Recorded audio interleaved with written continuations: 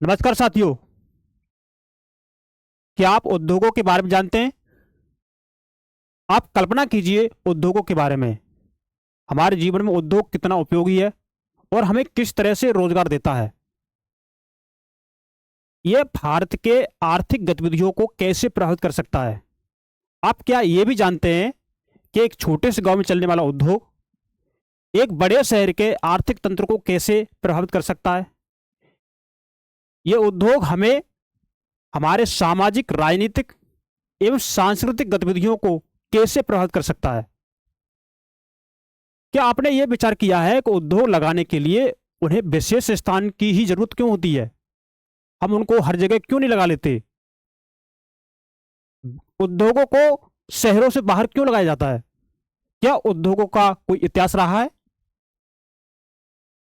भारत की जीडीपी में इसका कितना योगदान हो सकता है? ये लोगों को कितना रोजगार दे सकता है? और हम जो आज यूज करते हैं वो उद्योगों में किस तरह बनते हैं? इन सभी सवालों को जानने के लिए आप हमारे इस सेशन में शुरू से लेकर एंड तक बने रहेंगे। नमस्कार दोस्तों, आप सभी लोगों का नंदिनी आइस में स्वागत है और हमें आशा आप सभी लोग स्वस्थ होंगे और आप लोग अपने 25 मई 2025 को आयोजित होने वाली आईएएस की पुलिस परीक्षा की तैयारी कर रहे होंगे। हमारा ये क्लास 8 यानी क्लास 8 की ज्योग्राफी यानी भूगोल विषय की एनसीईआरटी है, उसका अध्याय नंबर हमारा ये 4 है, उद्योग। इससे हम शुरू करते हैं। शुरू करने से पहले हमारी आपसे रिक्वेस्ट है, आप हमारे इस नंदिनी आईएएस चैनल को सब्सक्राइब करें और हमारी वीडियो को लाइक करें और इसे अपने दोस्तों के साथ शेयर करें। शुरू करते हैं उद्योग। आप थोड़ा विचार कीजिए, थोड़ा समझिए। उद्योग ये कितने लोगों को रोजगार देता है? उद्योग में क्या काम होते हैं? विचार कीजिए। उद्योगों का एक मालिक, उसमें सरकार की पॉलिसियां, सरकार की सहायता, सरकार की सब्सिडी, किस तरह से उद्योगों को बढ़ावा देकर के जो भी पिछड़े क्षेत्र हैं उनको तरक्की पर लाया जा रहा है। कैसे मशीनों के माध्यम से उसमें काम किया जा रहा है, कैसे वर्कर उसमें काम करते हैं, कैसे उसमें उत्पादन होता है। आज हम जो मोबाइल फोन यूज करते हैं, जो हम आज कपड़े पहनते हैं, जिन गाड़ियों में आज हम घूमते हैं, वो सब उद्योगों की देन है, वो सब उद्योगों में बनते हैं। हर उद्योग में अलग अलग तरह का उत्पाद बनता है और हर उद्योग एक दूसरे से लिंक है। एक उद्योग दूसरे उद्योग की जरूरतों को पूरा करता है। ऐसा नहीं कि एक उद्योग अपने दम पर ही सारी चीज बना देगा। आप फोर व्हीलर देखते हैं, फोर व्हीलर गाड़ी आपकी मारुति सुजुकी बनाती है। क्या वो सारे पुर्जे, सारे गाड़ी बनाने वाले अंग जो होते हैं उसके गाड़ी के, क्या वो सब अपने आप बना लेती है? वो हर कंपनियों से अलग अलग तरह से माल खरीदती है और उसको असेंबल करती है और आपके लिए गाड़ी बनाती है। तो ये सारी गतिविधियां जो आप देखेंगे ना, ये सब उद्योगों में होती है।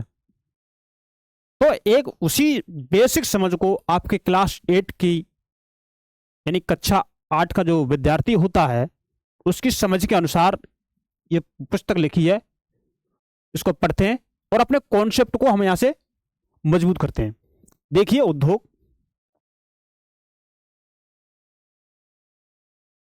एक स्टार्टिंग हुई है कागज बनने से। कागज के बनने से एक स्टार्टिंग की हुई है आपकी इस पुस्तक में। देखिए, क्या आपने कभी यह विचार किया है कि लिखने की अभ्यास पुस्तिका जो आप इस्तेमाल में लाते हैं वह विनिर्माण की लंबी प्रक्रिया के बाद आपके पास पहुंचती है। यानी आप जो पुस्तक यूज करते हैं लिखने के लिए, पुस्तक में जो पेज है, कागज, वो बना है किसी ना किसी तो बना होगा ना। वो बनता किससे? आपके वृक्ष, घास फूस, इनकी लुगदी बनती है। कारखाने में जाते हैं ये, उन पर केमिकल प्रक्रिया होती है, केमिकल लगाया जाता है, मशीन प्रक्रिया होती है, उसमें श्रम लगता है। विभिन्न प्रकार की प्रक्रियाओं के माध्यम से अंत में आपका कागज बनता है और वो आप तक पहुंचता है। तो ये सारी प्रक्रिया क्या है? एक औद्योगिक प्रक्रिया है। वही बात इसमें आपके लिए बताई है। देखिए, इसके जीवन की शुरुआत वृक्ष से होती है। किससे? वृक्ष से, पेड़ से। उसे काटा जाता है और लुगदी मिल तक ले जाया जाता है। वृक्ष को यानी पेड़ को काटा जाता है और उसकी लुगदी बनेगी ना, वो कहां बनेगी? लुगदी मिल में, जहां कागज बनता है। वहां वृक्षों की लकड़ी को संसाधित एवं काष्ठ लुगदी में परिवर्तित किया जाता है। काष्ठ लुगदी में उसको चेंज कर दिया जाता है। काष्ठ लुगदी को रासायनिक द्रव्य के साथ मिलाया जाता है। जो काष्ठ लुगदी है उसमें जो रासायनिक केमिकल वाला कोई द्रव्य होता है, उस केमिकल वाले द्रव्य में उस लुगदी को मिलाया जाता है और अंततः मशीनों के द्वारा कागज के रूप में परिवर्तित किया जाता है। यह कागज प्रेस में जाता है, जहां रसायनों से निर्मित स्याही का इस्तेमाल पृष्ठों पर रेखा छापने में किया जाता है। अब थोड़ा इसे इमेजिन करते चलेंगे, थोड़ा समझते चलेंगे कि कैसे यूज होता है, बनता कैसे कागज, कागज को हम कैसे बनाते हैं। इसके उपरांत पृष्ठों को अभ्यास पुस्तिका के रूप में बांधकर व पैक करके बिक्री के लिए बाजार भेज दिया जाता है। अंत में यह आपके हाथों में पहुंचती है, ये पुस्तक। आई होप आपको एक पुस्तक बनने का निर्माण, पुस्तक बनने की प्रक्रिया, पुस्तक बनती कैसे है, शुरुआत कैसे होती है, उसका फाइनल उत्पाद कैसे होता है, वो हमने इस छोटी सी बातों समझ ली है ना। अब देखिए इससे आगे क्या है। ये कागज की यात्रा उन्होंने दिखाई है। ये यात्रा आरंभ मतलब ये वृक्ष है, वृक्ष से कागज बनने की यात्रा आरंभ होती है और लास्ट में कागज बनता है ऐसे। देखो, कागज निर्माण पुनः चक्रण, है ना। अब इसमें थोड़ा दे रखा है, देखिए, द्वितीयक क्रियाकलाप।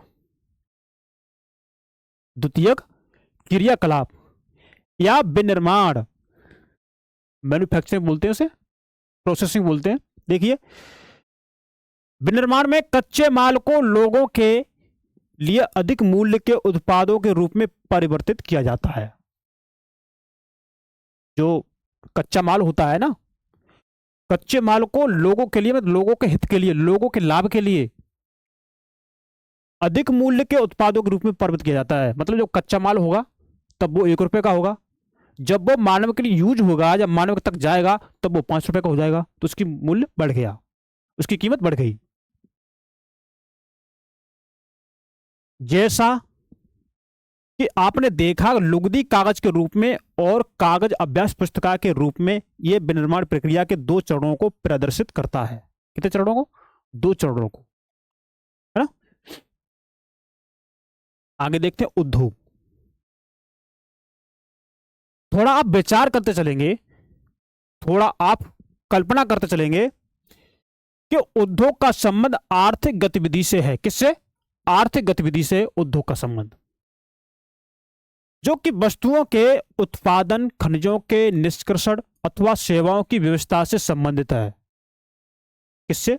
वस्तुओं के उत्पादन हो, खनिजों से जो भी निष्कर्षण होता है, मतलब जो भी चीजें खनिजों से निकलती हैं, अथवा सेवाओं की व्यवस्था से संबंधित है ये, है ना। इस प्रकार लोहा और इस्पात उद्योग वस्तुओं के उत्पादन से संबंधित है। क्या है? इस प्रकार लोहा और इस्पात उद्योग वस्तुओं के उत्पादन से संबंधित है। जो भी लोहा उद्योग हो गए, जो भी इस्पात उद्योग हो गए, तो उनसे क्या होता है? उनसे वस्तुएं बनती हैं।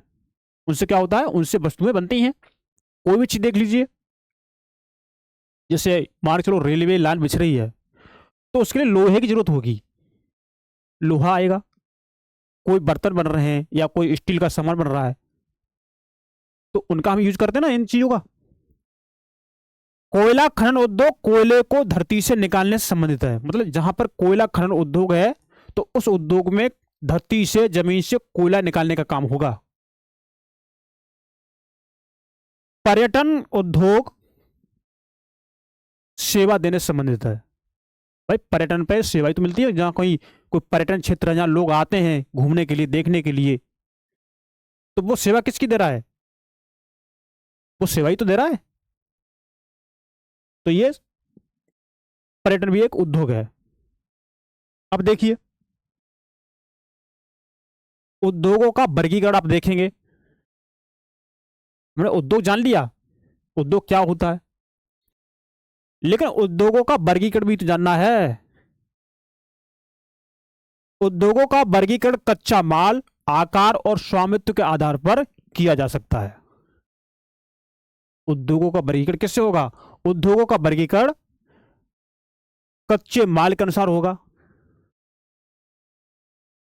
कि कुछ उद्योग कच्चे माल यानी कि जो भी कृषि से जो माल उत्पन्न होते हैं, जो अनाज उत्पन्न होता है, मतलब जो फसल पैदा होती है, वो कुछ फसलें सीधे उद्योग में भी यूज होती हैं जिन पर उद्योग टिके हुए हैं।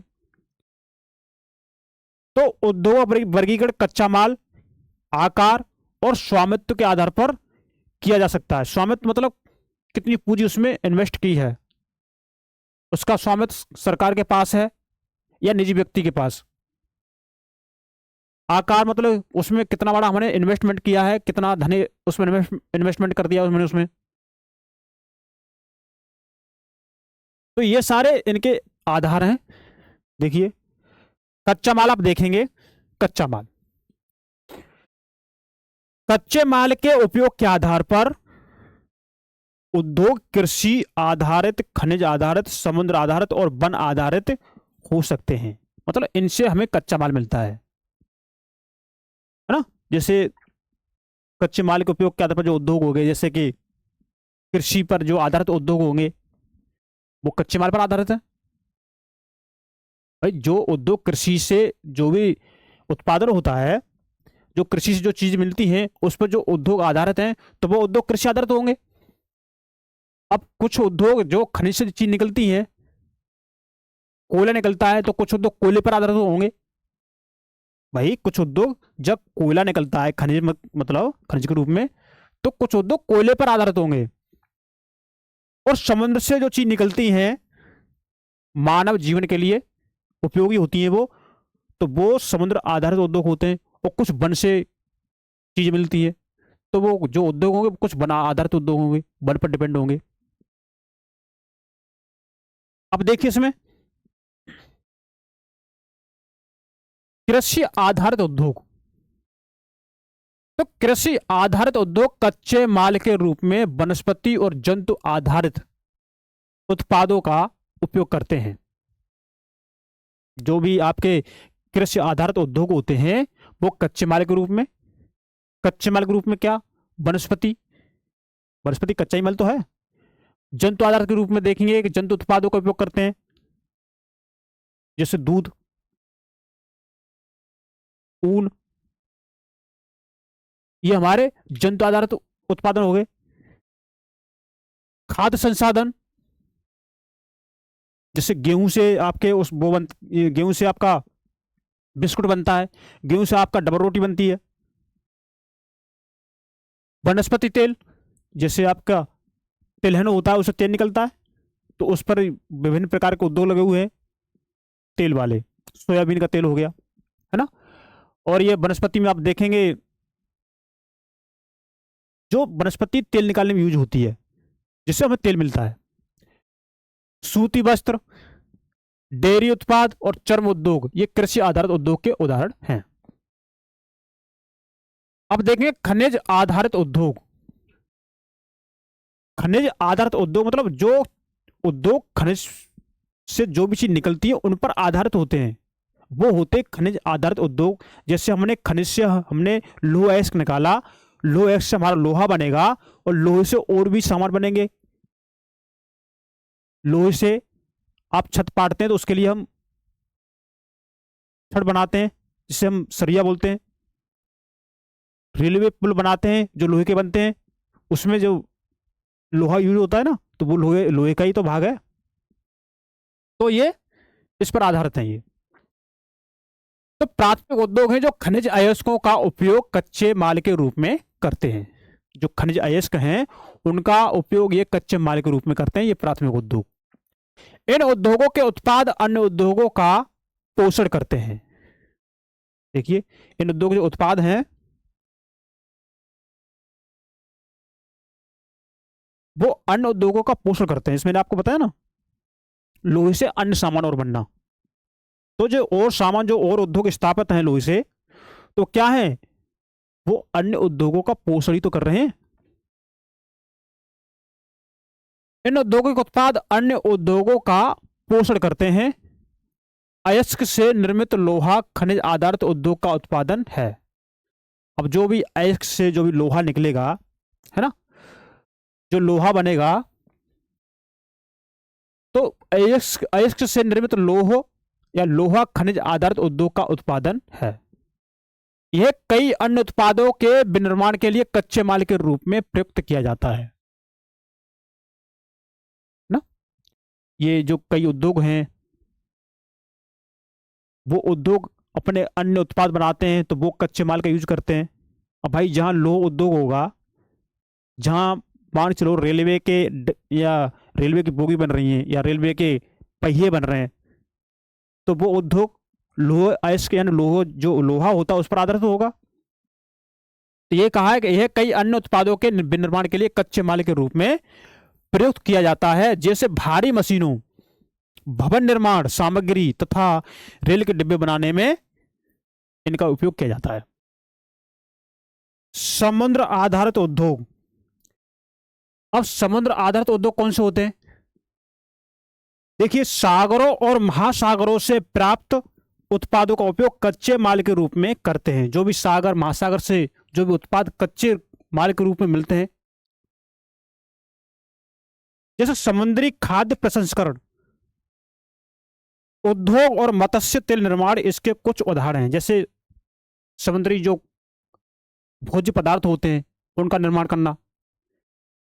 अब उसमें आप देखेंगे कि मत्स्य तेल क्षेत्र से मछली का तेल निकलता है। ये इनके कुछ उदाहरण हैं।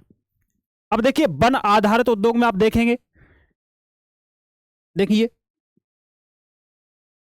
वनों से प्राप्त उत्पाद का उपयोग कच्चे माल के रूप में करते हैं। जो भी हमें वन से उत्पाद मिलते हैं, उन उत्पादों का उपयोग हम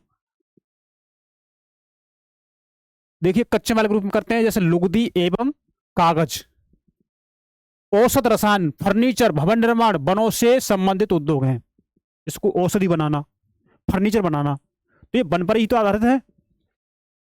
अब देखें हम आकार, उद्योग का आकार, छोटे आकार के उद्योग होंगे या बड़े आकार के उद्योग होंगे। तो आकार में आप देखेंगे, उद्योग के आकार का तात्पर्य निवेश की गई पूंजी की राशि से है, कि लोगों ने कितनी इसमें निवेश किया है, कितना इन्वेस्टमेंट किया है। इसके अलावा नियोजित लोगों की संख्या और उत्पादन की मात्रा से है, उसमें कितने लोग काम कर रहे हैं और उससे कितना उत्पादन हो रहा है। आकार के आधार पर उद्योगों को दो भागों में बांटा जा सकता है। जो उद्योग का आकार है उसके आधार पर हम उद्योग को दो भागों में बांट सकते हैं। जैसे उसमें आप देखेंगे लघु आकार के उद्योग और बृहत आकार के उद्योग। अब देखेंगे आप लघु आकार के उद्योग मतलब जैसे कुटीर या घरेलू उद्योग, छोटे पैमाने के उद्योग होते हैं, ये आपके लघु आकार के उद्योग कहलाते हैं। जिसमें आप लघु आकार के उद्योग में कौन कौन से व्यक्ति काम करते हैं, जैसे उसमें दस्तकार हो गए, है ना, जो हाथ से काम करते हो, हाथ से कोई उत्पाद बनाते हो, तो वो दस्तकार उद्योग में आते हैं, दस्तकार लोग होते हैं।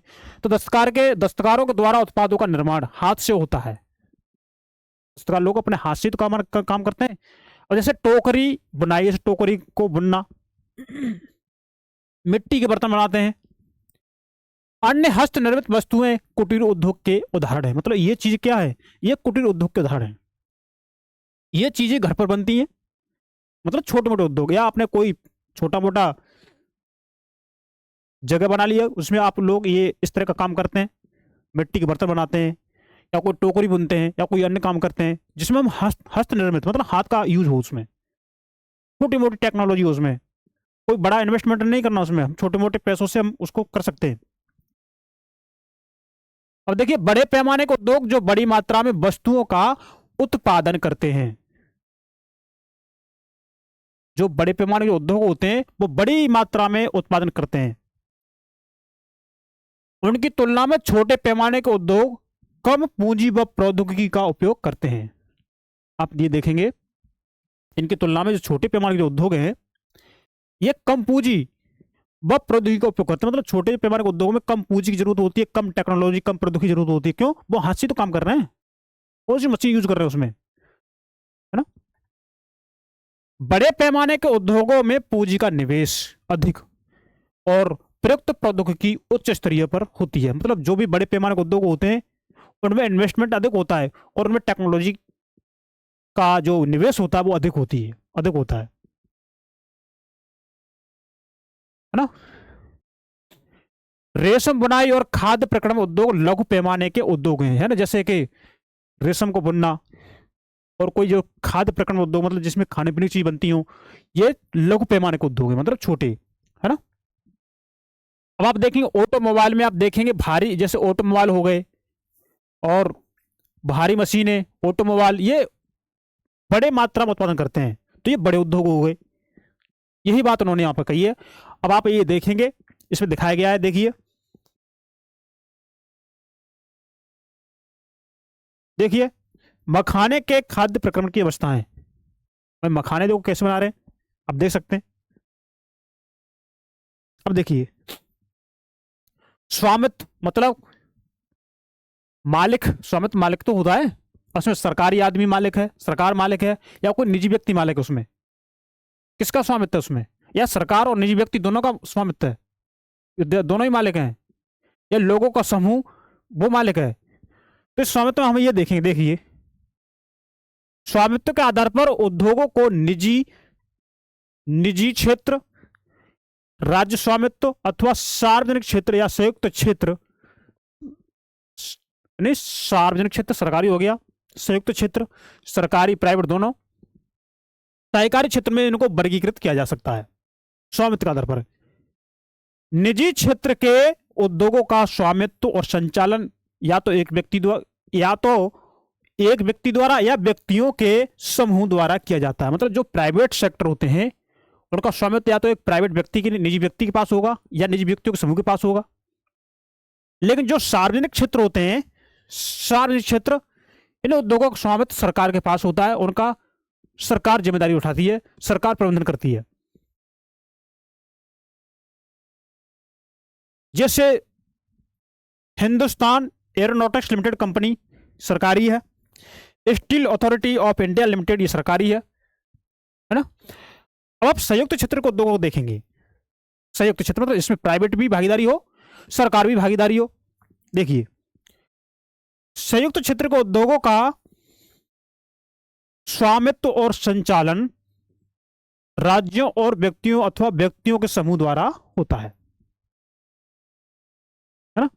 इसमें सरकार और निजी व्यक्ति शामिल होते हैं। जैसे आप देखें मारुति उद्योग, जिसमें मारुति की गाड़ियां बनती हैं, ये मारुति उद्योग लिमिटेड आप देखेंगे, है ना, संयुक्त क्षेत्र उद्योग का एक उदाहरण है। मतलब इसमें प्राइवेट सरकार दोनों भागीदारी है, दोनों की भागीदारी है इसमें। अब देखिए सहकारी क्षेत्र के उद्योगों को आप देखेंगे, सहकारी क्षेत्र के उद्योगों का स्वामित्व और संचालन कच्चे माल के उत्पादकों या पूर्तिकारों, कामगारों अथवा दोनों द्वारा होता है। तो ये हो गया आपका सहकारी क्षेत्र उद्योग। जैसे आप देखेंगे इसका एग्जाम्पल आप देखेंगे ना, एग्जाम्पल आप देखेंगे आनंद मिल्क यूनियन लिमिटेड एवं सुधा डेयरी सहकारी उपक्रम के उत्तम उदाहरण हैं। तो आपको निजी, सार्वजनिक, संयुक्त और सहकारी उद्योगों के बारे में जानकारी मालूम पड़ गई है ना। तो देखिए ये सुधा,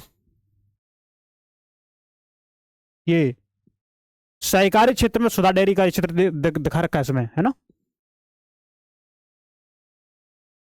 अब देखिए इसमें ये है कच्चा माल, उद्योग के लिए जरूरी है कच्चा माल। देखिए कच्चा माल इसमें चाहिए उद्योग के लिए। उद्योग में हम कच्चे माल को यूज करते हैं, उद्योग में हम श्रम को यूज करते हैं, उद्योग में हम पूंजी का यूज करते हैं, हम उद्योग में बाजार का यूज करते हैं। हम उद्योग के लिए हमें जल की जरूरत होती है, भाई जल चाहिए, हमें विद्युत चाहिए, भूमि चाहिए, परिवहन चाहिए, संचार चाहिए। हम तब अपना उद्योग स्थापित कर पाते हैं किसी स्थान पर जहां पर हमें अपना उद्योग लगाना है, तो हमें ये सारी चीज चाहिए, हमें इनकी नीड है। मान के चलो वहां पर विद्युत ना आ रही हो तो हम उद्योग चला पाएंगे। मान लो हमने विद्युत की अनुपस्थिति में हमने उद्योग लगा लिया, अब हम विद्युत बनाने वाली मशीनों का हम यूज करेंगे तो उन पर हमारा कितना खर्चा बढ़ेगा, आप अनुमान कीजिए। जहां भूमि नहीं होगी तो वहां तो उद्योग लगना संभव है नहीं है भाई। बिना भूमि के आप उद्योग कैसे लगा पाएंगे। परिवहन चाहिए, अब उद्योगों से बना हुआ माल या उद्योगों से बने हुए उत्पाद को बेचने के लिए हमें बाजार चाहिए, जल चाहिए, पूंजी चाहिए और श्रम चाहिए, मतलब मजदूर चाहिए। तो ये हमारे क्या है, उद्योग के अवस्थिति संबंधी कारक हैं। आई होप आपको ये बातें समझ में आई होंगी। अब देखिए उद्योगों की अवस्थिति को प्रभावित करने वाले कारक कौन कौन से हैं, यही चीज उठा के इन्होंने यहां पर लिख दी है। हम इसको पढ़ लेते हैं। देखिए वे कारक जो उद्योगों की अवस्थिति को प्रभावित करते हैं, है ना, अगर इनमें से कोई कारक अगर ना हो, जिनके अभाव में उद्योग की स्थापना ना होती हो, ना हो सकती हो, तो ये उद्योग को प्रभावित करेंगे। कच्चे माल की उपलब्धता हमें जरूरी है उद्योग के लिए, हम उसी को ही तो हम अंतिम उत्पादन बनाएंगे जो लोगों को बेचेंगे, बाजार में बेचेंगे। भूमि, जल, श्रम शक्ति, पूंजी, परिवहन और बाजार, ये चाहिए। उद्योग उन्हीं स्थानों पर केंद्रित होते हैं जहां इनमें से कुछ या ये सभी कारक आसानी से उपलब्ध होते हैं, वही उसी स्थान पर हम उद्योग लगा सकते हैं। कभी कभी सरकार कम दाम पर विद्युत उपलब्ध, कम परिवहन लागत तथा अन्य अवसंरचना जैसी प्रोत्साहन प्रदान करती है ताकि पिछड़े क्षेत्रों में भी उद्योग स्थापित किया जा सके। मतलब सब्सिडी देना, एक तरह से सब्सिडी देना, परिवहन में सब्सिडी देना, बिजली में सब्सिडी देना, है ना। वो इसलिए जो भी क्षेत्र पिछड़े हुए हैं उनको प्रोत्साहन इसलिए दिया जाता है क्योंकि जो क्षेत्र पिछड़े हुए हैं और उद्योग लग जाएगा तो वो उसकी आर्थिक प्रगति हो जाएगी, वो सुधार हो जाएगा इसीलिए।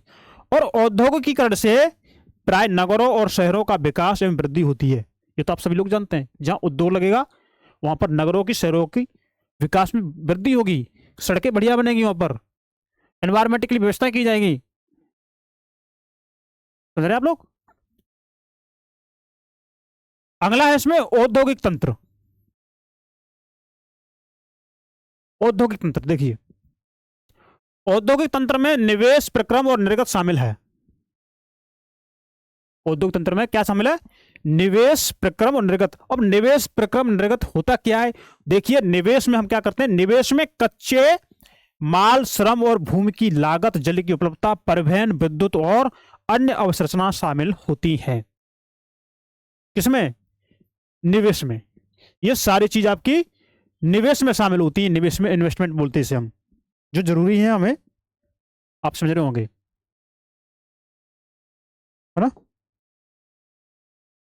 ये क्या है, जरूरी है।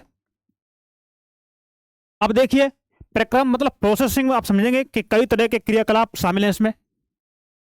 जैसे कच्चा माल को परिष्कृत माल में परिवर्तित करते हैं।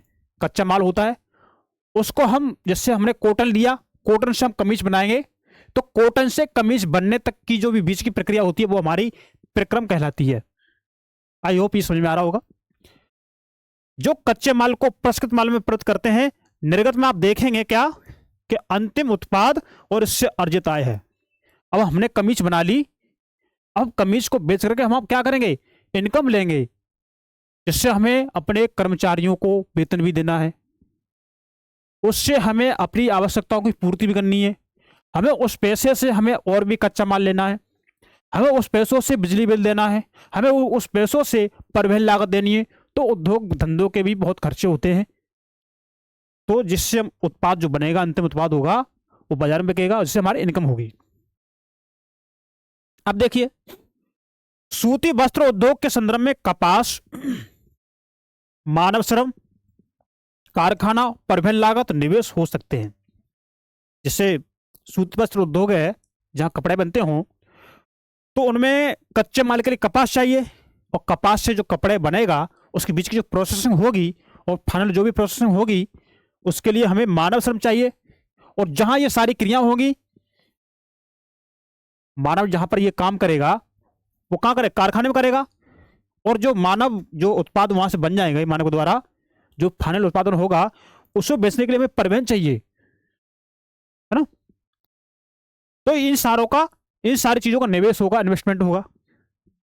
प्रक्रमों में ओटाई, कटाई, बुनाई, रंगाई, छपाई शामिल होते हैं। मतलब ये प्रोसेस में शामिल होते हैं कपड़ा उद्योग में। ओटाई करना, उनकी कताई करना, उनको बुनना भी है मशीनों से उनकी रंगाई भी होगी, उनकी छपाई भी होगी, है ना। कमीज जिसे आप पहनते हैं वह उत्पादन है। जो हम कमीज पहनते हैं, जैसे हम ये टी शर्ट पहने हुए हैं, ये जैकेट पहने हुए हैं, ये क्या है? उत्पादन है। इसके लिए ये थोड़ी नहीं कि ऐसी ही खेत से उठ के आ गई और हमने पहन ली, नहीं। खेत से कच्चा माल गया होगा उत्पादन होकर के, उत्पादित करके। कपास गया होगा, फैक्ट्री में गया होगा, उसकी उसकी ओटाई होगी, उसकी कटाई, उसकी बुनाई, उसकी रंगाई, उसकी छपाई, तब ये बन के आई है हमारे पास। इसको हम पहने, पहन करके आपको लेक्चर दे रहे हैं, आपको पढ़ा रहे हैं, समझा रहे हैं। तो आई होप आपको ये बातें समझ में आई होंगी।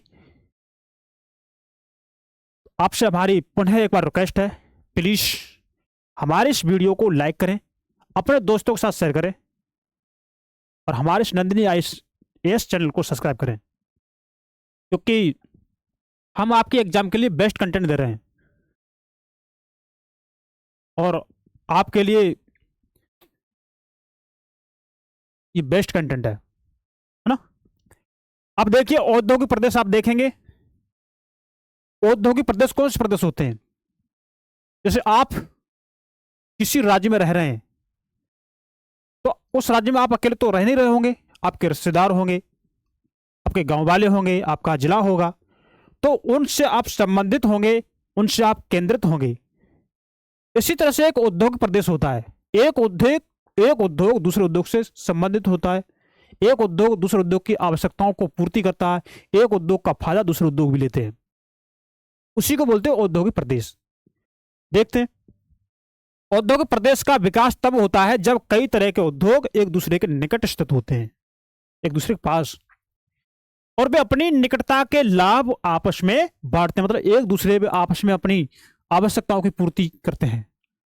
जैसे एक गाड़ी बननी है, उसके लिए टायर कहीं अलग कंपनी बनेगा, उसकी खिड़की अलग कंपनी बनेगी, उसका डोर लॉक अलग कंपनी बनेगा, उसका एक्सल अलग कंपनी बनेगा। फिर वो आपस में बड़ी कंपनी जहां गाड़ी बन रही है वो खरीदते हैं, उसको बदले पैसे देते हैं, और वो सारे पैसा आता कहां से उनके पास? वो बड़ी हुई गाड़ी बेचेंगे, कस्टमर से पैसा उनके पास आएगा, और वो पैसा अन्य छोटी छोटी कंपनी को देंगे। मतलब एक लाभ दूसरे, एक व्यक्ति यानी एक कंपनी अपना लाभ दूसरे कंपनियों में बांटती है, बदले में सेवा लेकर के। ऐसे नहीं, प्रोडक्ट चाहिए।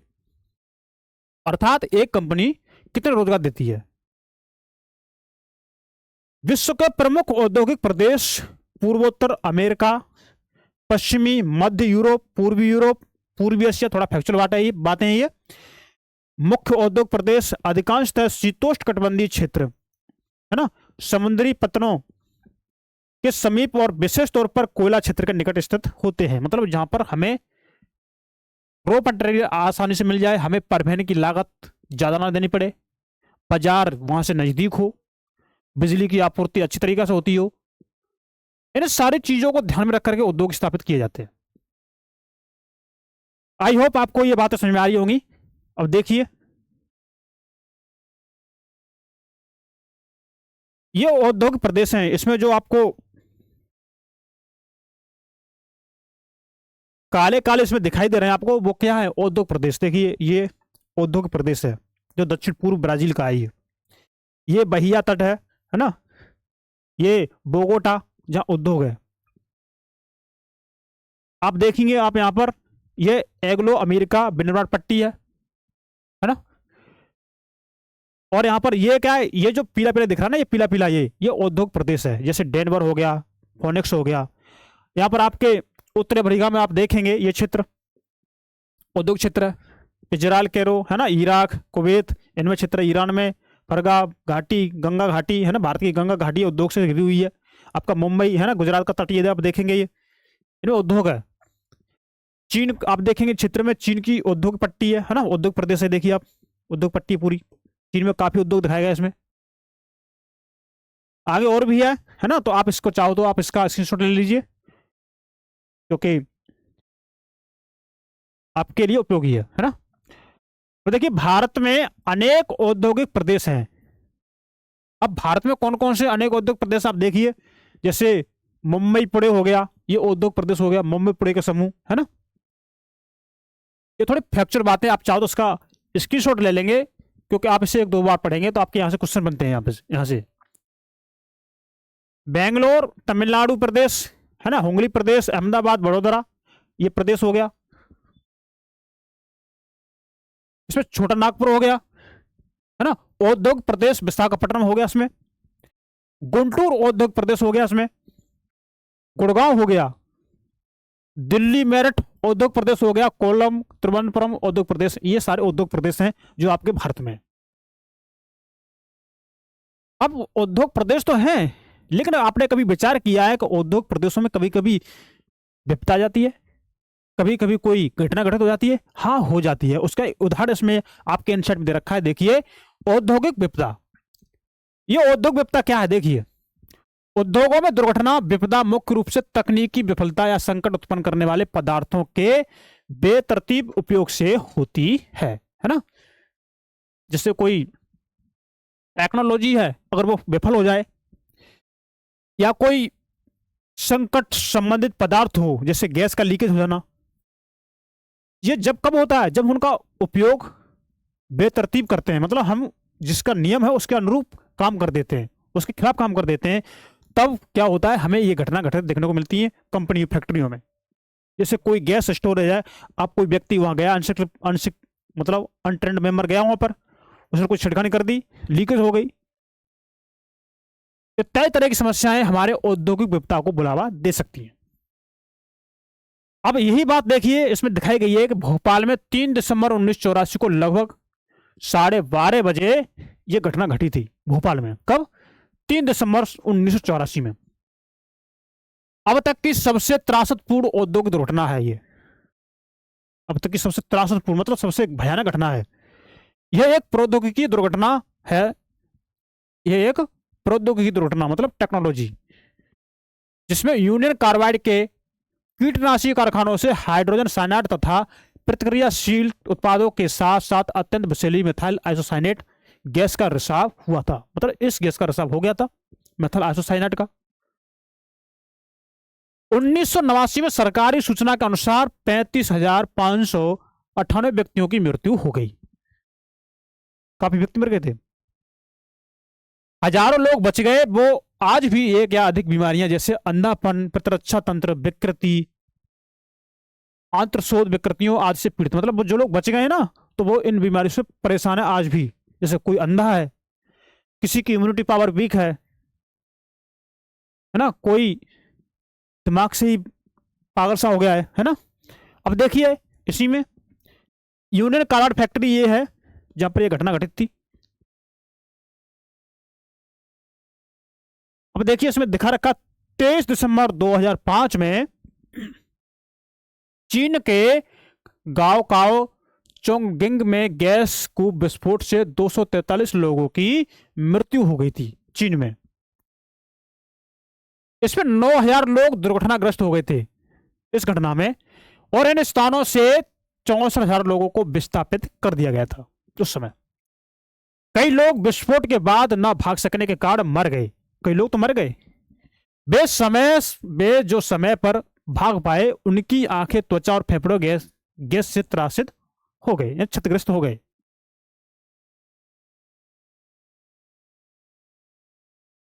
अब देखो भाई, उद्योग की गैसें जहरीली होती है। अब जो लोग वहां से भाग गए, उनकी जान तो बच गई, लेकिन वो उनकी आंखें दिक्कत हो गई, आंखों में, त्वचा में दिक्कत हो गई, फेफड़ों में दिक्कत हो रही है, गैस लेने में दिक्कत हो रही, उनको सांस लेने में दिक्कत हो रही है।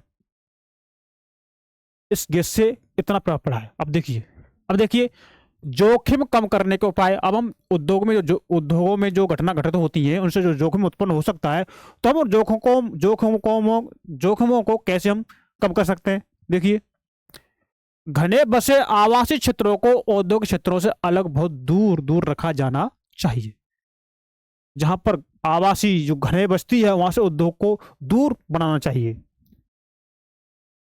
उद्योगों के समीप बसने वाले लोगों को दुर्घटना होने की स्थिति में विषैले या खतरनाक पदार्थों के संग्रहण और उनके संभव प्रभावों का ज्ञान होना चाहिए। भाई देखो, ये चीज हमारे लिए घातक है, हमें इससे बचाव रखना चाहिए। और वहां के जो लोग हैं ना, उन लोगों को ट्रेनिंग देनी चाहिए कि भाई देखो, ये विषैले पदार्थ है, ये खतरनाक पदार्थ है, ये हमारे लिए नुकसानदायक हो सकते हैं। जैसे ऊपर 2 घटना हो चुकी है, एक चीन की, एक भोपाल की। आग की चेतावनी और अग्निशमन की व्यवस्था को उन्नत किया जाना चाहिए। मतलब आग की चेतावनी और उसको ट्रेनिंग देना चाहिए, और उस अग्निशमन जो यंत्र है उनको मजबूत करना चाहिए, जिससे कोई आग लग भी जाती है तो उससे हम कंट्रोल पा सकें। विषैले पदार्थों के भंडारण क्षमता की सीमा होनी चाहिए। ऐसा नहीं कि जितना जरूरत है उससे ज्यादा भरे जा रहे हैं आप, उससे ज्यादा स्टोर कर रहे जा रहे हैं, उसकी सीमा निर्धारित होनी चाहिए। उद्योगों में प्रदूषण नियंत्रण के उपायों को उन्नत किया जाना चाहिए। उद्योग में जो भी प्रदूषण नियंत्रण के जो भी उपाय हैं, कंट्रोल करने के उपाय हैं, उनको हमें बढ़ावा देना चाहिए, उनको उन्नत करना चाहिए। क्या आप जानते हैं कि उभरते हुए उद्योग सनराइज उद्योग के नाम से भी जानते हैं? इसमें सूचना प्रौद्योगिकी, स्वास्थ्य लाभ, सत्कार तथा ज्ञान से संबंधित उद्योग शामिल हैं। अब देखिए प्रमुख उद्योगों का वितरण। जो प्रमुख उद्योग हैं, तो प्रमुख उद्योगों का वितरण कैसे करते हैं? देखिए, विश्व के प्रमुख उद्योग लोहा इस्पात उद्योग, ये प्रमुख उद्योग है विश्व का, है ना। विश्व के प्रमुख उद्योग कौन कौन से हैं? हमारा लोह इस्पात उद्योग प्रमुख उद्योग है, क्योंकि अगर ये उद्योग ना होगा ना तो हमारे लोहे से बनने वाली चीजें नहीं बन पाएंगी। सूती वस्त्र उद्योग ये प्रमुख है, भाई कपड़ा सब लोग पहनते हैं। और सूचना प्रौद्योगिकी उद्योग ये भी प्रमुख है, क्योंकि हर व्यक्ति के हाथ में आज के जमाने में फोन है। एक जगह से सूचना हमें दूसरी जगह भेजनी है तो हमें सूचना प्रौद्योगिकी उद्योग लगाना ही है, इस पर ध्यान देना ही है। लोह इस्पात उद्योग और वस्त्र उद्योग काफी पुराने उद्योग हैं। हाँ उद्योग है, हमने इतिहास पढ़ा था, क्लास 10वीं क्लास एनसीईआरटी का इतिहास हमने पढ़ाया था, उद्योग वाला चैप्टर, उसमें सारी चीजें एक एक शब्द डिटेल में बता दिया है हमने। जबकि सूचना प्रौद्योगिकी उद्योग एक अन्य उभरता उद्योग है, यह अभी उभर रहा है। तो देश जिसमें लौह इस्पात उद्योग अवस्थित हैं, अब देखिए लौह इस्पात उद्योग किस देश में अवस्थित है? देखिए वो जर्मनी में, संयुक्त राज्य अमेरिका में, चीन में, जापान और रूस में है। सूचना प्रौद्योगिकी उद्योग के मुख्य केंद्र मध्यवर्ती कैलिफोर्निया के सिलिकॉन घाटी में और भारत के बेंगलुरु प्रदेश में है।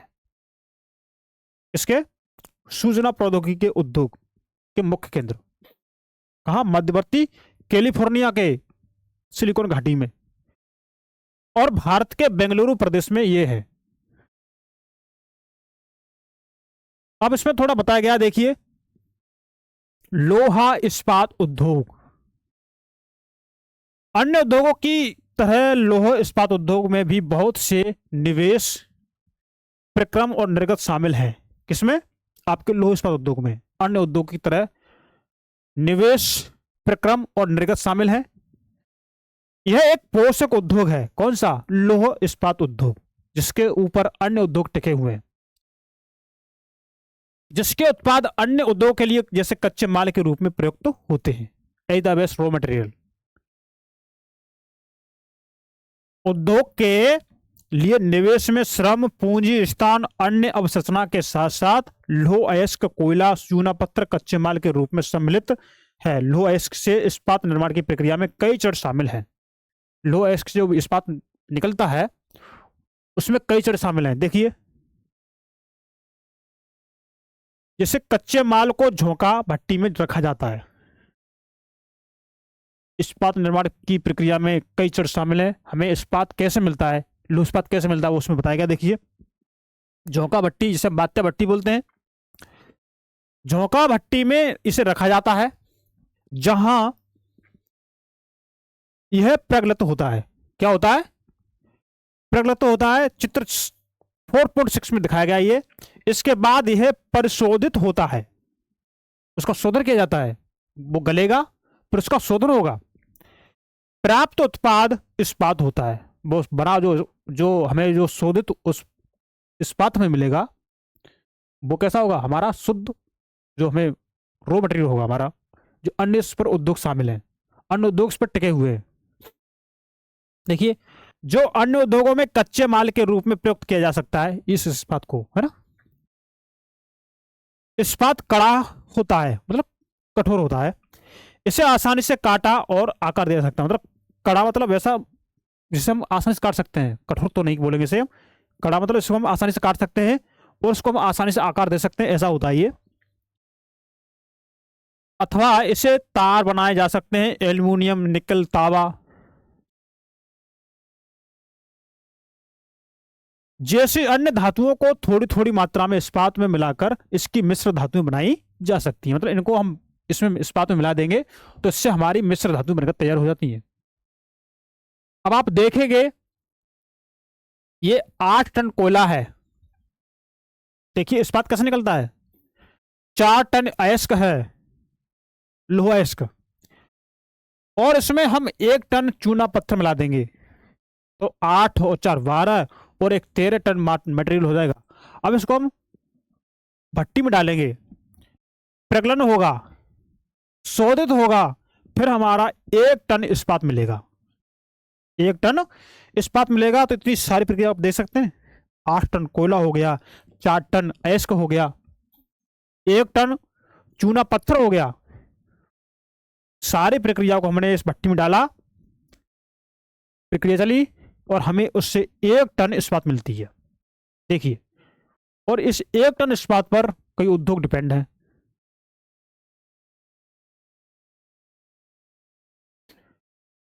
मिश्र धातु आप देखेंगे, मिश्र धातु इस्पात को असामान्य कठोरता, जो मिश्र धातु है ना, मिश्र धातु देखिए, मिश्र धातु इस्पात को असामान्य कठोरता, दृढ़ता और जंग प्रतिरोधक क्षमता प्रदान करती है ना। ये मिश्र धातु इस्पात को, ये जो भी उद्योग से क्रिया होती है, अन्य जो चीज प्राप्त होती है उनकी बात हो रही है। इस्पात प्राय आधुनिक उद्योगों का मेरुदंड कहलाता है, एक रीढ़ की हड्डी कहलाता है। जो अभी जो उद्योग है ना, उनका एक रीढ़ की हड्डी है। इन पर ये उद्योग टिके हुए, जैसे जैसे व्यक्ति अपने रीढ़ की हड्डी पर टिका हुआ है, वैसे लगभग सारी वस्तुएं जिनका हम लोग उपयोग करते हैं वे या तो लोहा या इस्पात से बने हैं अथवा इन धातुओं से निर्मित औजारों और मशीनों से बने हैं। देखेंगे पोत, रेलगाड़ी, ट्रक, ऑटो अधिकांशतः इस्पात से बने हैं। ये किससे बने? इस्पात से। यहां तक कि सेफ्टी पिन, सुइयां जिनका उपयोग आप करते हैं वे भी इस्पात से बनती हैं। तेलकूप इस्पात से बनी मशीनों से वेधित किया जाता है। इस्पात की पाइपलाइन से तेल प्रवाहित किया जाता है। भाई ये जो पाइपलाइन जो यूज करते हैं वो भी इस्पात से बनी होती है नहीं। खनिजों का खनन इस्पात के उपकरणों से होता है। जो खनन किससे होता है? खनिजों का खनन अब देखेंगे इस्पात के उपकरणों से होता है। जो हम खनिज निकालते हैं वो इस्पात के औजार होते हैं, वो मजबूत होते हैं, इससे हम उनसे खनिज निकाल सकते हैं। अब देख रहे, अब देखिए कृषि के यंत्र प्राय इस्पात के बने होते हैं। जो भी आप कृषि यंत्र देखते हैं, हल हो गया, और भी हो गए खुरपी, फावड़ा, और भी हो गए जो भी यंत्र होते हैं कृषि के लिए, वो इस्पात के बने होते हैं। विशाल भवनों का ढांचा इस्पात का बनाया जाता है। जो बड़े बड़े भवन बनते हैं वो भी इस्पात के बने होते हैं। 1800 ईस्वी के पूर्व इस्पात उद्योग वहां स्थित थे जहां कच्चा माल, विद्युत आपूर्ति और बहता जल आसानी से उपलब्ध थे। जहां पर कच्चा माल मिलता हो, जहां पर बिजली हो और जहां बहता हुआ जल हो, क्योंकि वहां से परिवहन में आसानी होगी। देखिए ये है 1800 से पूर्व अवस्थित उद्योग। ये रहा, यहाँ बहता हुआ जल है, ये यहाँ कच्चे माल आसानी से मिलेंगे, बिजली मिलेगी। बाद में उद्योग के लिए आदर्श स्थिति कोयला क्षेत्र के समीप नहरों और रेलवे के निकट थी। और देखिए 1850 से लेके 1950 तक की सर्वोत्तम स्थिति देखिए आप। कोयला क्षेत्र है, नहर के पास है, रेलवे लाइन है, और भी रोड है इसमें। 1950 के बाद लोहा और देखिए 1950 के बाद लोहा और इस्पात उद्योग समुद्र पत्तन के निकट सपाट भूमि के विशाल क्षेत्रों में केंद्रित होने शुरू हुए। कब? 1950 के बाद। अब देखेंगे ये हो रहा है ना, बंदरगांव के पास जहाज जा रहा है, यहाँ पर पानी वाला जहाज लग जाएगा, और जो भी मटेरियल होगा, जो भी उत्पादन होगा फाइनल, उसको उसमें रख के ले जाएंगे बेचने के लिए बाजार में। बाजार मतलब गोदामों में, वेयरहाउस होते हैं ना वहां पर। 1950 से अब तक की सर्वोत्तम अवस्था ये है ना। इसलिए हुआ क्योंकि इस्पात निर्माण का कार्य इस समय तक बहुत विशाल हो गया, इसलिए हुआ था। और लोहा अयस्क विदेशों से आयात करना पड़ता था। भारत में लोहा इस्पात उद्योग का कच्चा माल सस्ते श्रमिक परिवहन और बाजार, अब देखेंगे, बाजार का लाभ लेते हुए विकसित हुए। सभी महत्वपूर्ण इस्पात उत्पादक केंद्र जैसे भिलाई, दुर्गापुर, बरनपुर, जमशेदपुर, राउरकेला, बोकारो एक ही प्रदेश में स्थित हैं। ये जो 4 राज्यों में फैले हैं वे 4 राज्य हैं, जैसे पश्चिम बंगाल है, पश्चिम बंगाल, झारखंड, ओडिशा, छत्तीसगढ़, भद्रावती और विजयनगर कर्नाटक में, विशाखापट्टनम आंध्र प्रदेश में, सलेम तमिलनाडु में अन्य महत्वपूर्ण इस्पात के केंद्र है जो स्थानीय संसाधनों का उपयोग कर रहे हैं। ये थोड़ी बात फैक्चुअल है, आप इसे 1-2 बार देखेंगे सही हो जाएगा। अब इसमें दिखाया गया, देखिए प्रमुख लौह इस्पात उत्पादन केंद्र आप देखेंगे, देखिए ब्राजील में होता है ना, आपके अफ्रीका में है ना, दक्षिण अफ्रीका में होता है। अब देखिए भारत में हो रहा है, ये जापान में हो रहा है, रूस में हो रहा है, जर्मनी में हो रहा है, यूरोप में आप देखेंगे कहां कहां हो रहा है ये, है ना। और इसमें एक चित्र रह गया था, ये देखिए ये लोहा इश्क जा रहा है, ये चेन लगी हुई है, ये पुली लगी हुई चेन जिसपे लोहा इश्क जा रहा है, देखिए, और अपने आप इसमें गिर जाता भट्टी में। इसमें कोई डालने नहीं जाएगा, कौन डालेगा भाई, उससे ऊपर से इतना गर्म है ये लोहा इश्क गिर रहा है, है ना, इसमें से। इसमें चूना पत्थर और कोक है, इसमें कोक और कोयला गिर रहा है इसमें, ये झोंक भट्टी है। अब इसमें देखिए इसमें गर्म वायु दी जा रही है, ये गर्म हो गया, उबाल आ रहा नीचे है ना, ये धाराएं ऊपर उठ रही हैं। ये प्रगलित लोहा है, ये धातुमल है, मतलब धातुमल अलग हो गया, और प्रगलित लोहा मतलब पिघला हुआ लोहा, ये इसमें अलग कर लिया गया। और इस तरह से जब ये ठंडा हो जाता है तो आपका इस्पात बन जाता है। तो झोंका भट्टी में लोहा इश्क से इस्पात तक की ये यात्रा इसमें बताई गई है। आई होप आपको ये समझ में आया होगा, है ना। ये चैप्टर थोड़ा फैक्चुअल वाला है ना, फैक्चुअल बेस पर, इसमें कोई कॉन्सेप्ट ज़्यादा है नहीं है, और इसमें सारी बातें फैक्चुअल वाली हैं जो हमें याद होनी चाहिए, है ना। तो वैसे ज्योग्राफी में कुछ रटना तो है नहीं, कुछ ऐसी चीज़ें हैं जिनको हमें पता होना चाहिए, जानकारी चाहिए। देखिए आपका जमशेदपुर हो गया, है ना। तो जमशेदपुर में आप देखेंगे 1947 से पूर्व भारत में केवल एक इस्पात का कारखाना था। 1947 से पूर्व की बात हो रही है। 1947 पूर्व भारत में केवल एक इस्पात का कारखाना था, Tata iron and steel company limited, जिसे हम टिस्को बोलते हैं। यह निजी स्वामित्व में था, कैसा, निजी, प्राइवेट था। स्वतंत्रता के पश्चात सरकार ने यह कार्य अपने हाथ में ले लिया, गवर्नमेंट होगी फिर, मतलब यह कंपनी फिर गवर्नमेंट के अधीन हो गई स्वतंत्रता के पश्चात।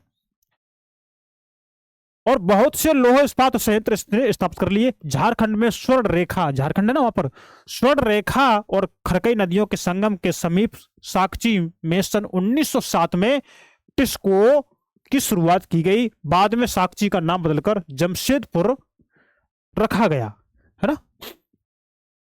भौगोलिक रूप से जमशेदपुर देश में लौह इस्पात केंद्र के रूप में सर्वाधिक सुविधाजनक स्थान है। वर्तमान में लौह इस्पात के केंद्र के रूप में सर्वाधिक सुविधाजनक स्थान है।